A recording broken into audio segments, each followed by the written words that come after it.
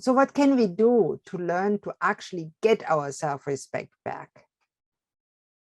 Well, we can start by doing things, not just thinking about things, but we achieve change by doing things differently in our life. We start with thinking differently, but if that's not translated in doing things differently, nothing will change for you.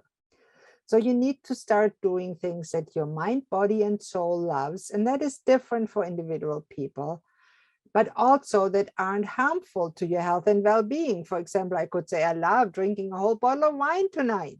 Well, that's really not helpful, but hurtful to my brain.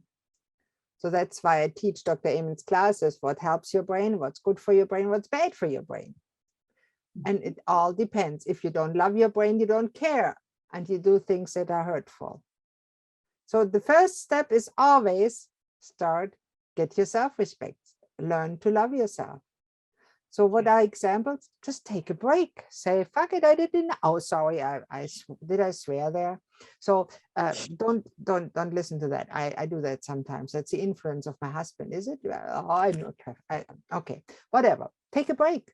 Just give yourself, allow yourself to say, yeah, I know others want me to do that, but I need a break. I'm taking a break.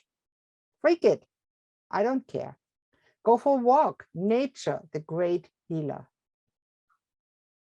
Or travel to that dream country you always wanted to travel to. If you have the funds in your bank account, don't let them sit there forever.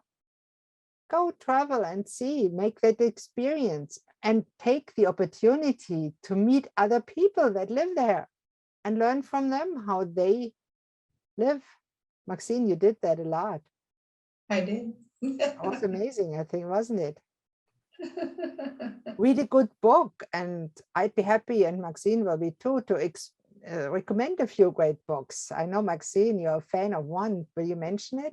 One of my favorites, Letting Go by Dr. David Hawkins. Unbelievable. Recommend it. Fabulous. Fabulous book. Dr. David Hawkins, Letting Go.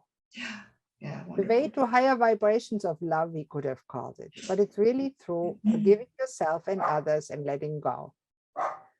What I find very helpful, especially to start with, is to listen to a good audiobook, a guided meditation. And if you have a really good friend like Maxine, spend some quality time together. And if take you your hear my dog dog, take your dog for a walk. Take my dog for a walk. He's barking in the background. That's Woody, our sparkle dog. He's crazy. No, like I.